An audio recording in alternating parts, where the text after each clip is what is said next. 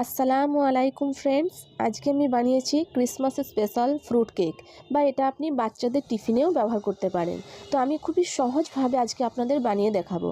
আপনাদের কাছে যদি কোনো ব্লেন্ডার বা কিছু না থাকে, তার জন্য আমি আজকে আপনাদের মিক্সার জারে কিভাবে এরকম soft and spongy fruit cake বানানো যায় সেটাই দেখাবো। তো চলুন দেখে নেওয়া যায়। এখানে আমি নিয়েছি কিশমিশ আর নিয়েছি টুটি ফুটি। আপনারা চাইলেন আরও কিছু ড্রাই ফ্রুটস অ্যাড করতে পারেন। তো সবার আগে আমি 1 চামচ মতো ময়দা দিয়ে টুটি ফুটিটা মিক্স করে রেখে দেবো। এটা আমি কেন মিক্স করলাম সেটা আমি পরে বলে দেবো। এবার আমি নিয়েছি একটা মিক্সার জার, তার মধ্যে দেব 100 গ্রাম বাটার। এখানে আমি আনসল্টেড বাটার নিয়েছি, আপনারা চাইলে সল্টেড বাটারও ব্যবহার করতে পারেন। আর দেব 100 গ্রাম চিনি। এবার এটাকে আমি মিক্সারে ব্লেন্ড করে নেব। ঠিক এরকম হবে পেস্টটা, দেখুন। এবার আমি এর মধ্যে দিয়ে দেবো 2টো ডিম। ডিমটা দেওয়ার পর আবার আমি একইভাবে মিক্সারের মধ্যে এটাকে ব্লেন্ড করে নেব। দেখুন খুব স্মুথ পেস্ট হয়ে গেছে। এবার এর মধ্যে দেব 1.5 কাপ ময়দা। ময়দাটা দেওয়ার পর আমি চামচ দিয়ে প্রথমে হালকা হালকা করে মিক্স করে নেব। মিক্সার জারে কিন্তু খুব সুন্দর কেক বানানো যায়, আপনারা কিন্তু একবার বাড়িতে ট্রাই করে দেখবেন। তো এখানে আমার এটা চামচ দিয়ে মিক্স করা হয়ে গেছে। এবার আমি এর মধ্যে দেব 1 টিস্পুন মতো ভ্যানিলা এসেন্স, এটা অপশনাল, নাও দিতে পারেন। আর দেব কিছুটা মিল্ক, মানে ওই হাফ কাপ মতো। এবার এটাকে আমি আবারও মিক্সারে দিয়ে ব্লেন্ড করে নেব। তো দেখুন আপনাদের দেখিয়ে দিচ্ছি কতটা স্মুথ হয়েছে পেস্টটা। ঠিক এরকমই হবে, কিন্তু খুবই অল্প সময়ে বিনা মেহনতে এরকমভাবে কিন্তু আপনারা কেক বাড়িতেই খুব সহজেই বানিয়ে নিতে পারবেন। এবার আমি টুটি ফুটি আর কিশমিশগুলো কেকের ব্যাটারের মধ্যে দিয়ে দেবো।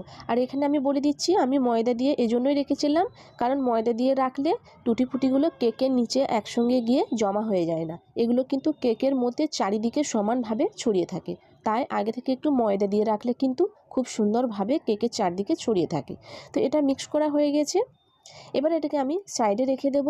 এবার আমি একটা কড়াই নিয়েছি, কড়াইটাকে আমি 10 মিনিট মতো মিডিয়াম ফ্লেমে হিট করে নেব। ততক্ষণ হিট হচ্ছে কড়াইটা, আর এদিকে আমি একটা মোল্ড নিয়েছি, মোল্ডটাতে একটু তেল ব্রাশ করে নিয়েছি, আর তার মধ্যে সেভ করে রাখা কিছুটা বাটার পেপার আমি লাগিয়ে নেব। চারিদিকে সমানভাবে সুন্দর করে বাটার পেপারটা লাগিয়ে নেব, তাহলে কেকটা খুব সহজে উঠে আসবে। তো দেখুন হয়ে গেছে লাগানো। এবার আমি কেকের ব্যাটারের মধ্যে দেব 1 টিস্পুন মতো বেকিং পাউডার। আর বেকিং পাউডার দেওয়ার পর খুব বেশি নাড়াচাড়া করা যাবে না, শুধু মিক্স করে দিলেই হবে। আর বেশিক্ষণ রাখা যাবে না, দেওয়ার সঙ্গে সঙ্গে কিন্তু মোল্ডের মধ্যে দিয়ে দিতে হবে। তো আমি একটা স্প্যাচুলা দিয়ে আর একটু ভালোভাবে মিক্স করে নিচ্ছি, যাতে পুরোপুরি মিক্স হয়ে যায়। তো খুব ভালো করে আমি মিক্স করে নিয়েছি। এবার আমি সঙ্গে সঙ্গেই মোল্ডের মধ্যে দিয়ে দেবো ব্যাটারটা।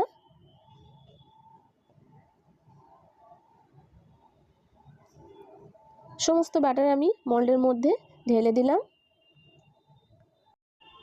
এবার আমি হাত দিয়ে 2-3 বার এভাবে ঝাঁকিয়ে নেব, যাতে কেকের বাবলসগুলো উপরে বেরিয়ে যায়, এতে করে কেকটা সমানভাবে ফুলে উঠবে। এবার উপর থেকে আরও কিছুটা টুটি ফুটি দিয়ে দেব, যাতে করে কেকটা দেখতে সুন্দর লাগে। আর কিছুটা কিশমিশও দিয়ে দিলাম। এবার কিন্তু রেডি হয়ে গেছে বেক করার জন্য। এবার আমি কড়াইয়ের মধ্যে কেকটা দিয়ে দেব। ঢাকনাটা ঢাকা দিয়ে 45 to 50 মিনিটসের জন্য আমি মিডিয়াম ফ্লেমে জাল করে নেব। তো এখানে আমার মোটামুটি 45 মিনিটস মতো টাইম লেগেছে কেকটা বেক হতে। এবার আমি একটা কাঠির সাহায্যে আপনাদের দেখিয়ে দিচ্ছি কেকটা বেক হয়েছে কি না।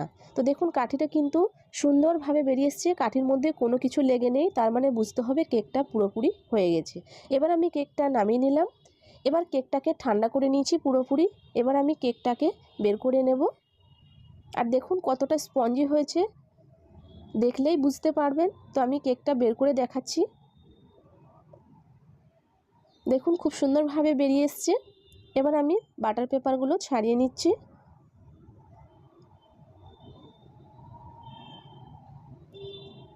দেখুন খুব সহজেই কিন্তু ছেড়ে গেল। আর দেখুন কতটা দেখতে লোভনীয় হয়েছে, আর এতটা সফট হয়েছে যে আমি বলে বোঝাতে পারবো না। একবার আপনারা বাড়িতে ট্রাই করে দেখবেন, তারপর আমাকে কমেন্ট করে জানাবেন যে কেমন হয়েছে। দেখুন আমি একটু চেপে চেপে দেখাচ্ছি কতটা স্পঞ্জি হয়েছে। আর ফ্রেন্ডস, খেতেও কিন্তু ভীষণ টেস্টি হয়েছে, না বানিয়ে দেখলে আপনারা কিন্তু বিশ্বাসই করতে পারবেন না। তো আমি আপনাদের একটা পিস কেটে দেখিয়ে দিচ্ছি। দেখুন খুবই সহজে কেটে যাচ্ছে।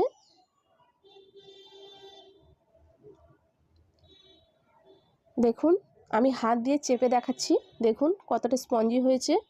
আর এর মধ্যে কিন্তু কোনো কালার অ্যাড করা হয়নি, একদম ন্যাচারাল কালার। দেখুন কতটা স্পঞ্জি হয়েছে। টিপে দিচ্ছি কিন্তু আবার সেই আগের শেপে চলে আসছে ছেড়ে দিলেই, দেখুন।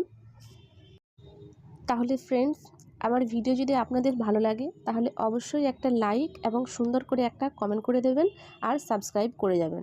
আর আপনারা কিন্তু আমাকে কমেন্টে জানাবেন যে আপনারা কীরকম রেসিপি দেখতে চান, তাহলে আমি চেষ্টা করব আপনাদের মতোই রেসিপি তৈরি করা।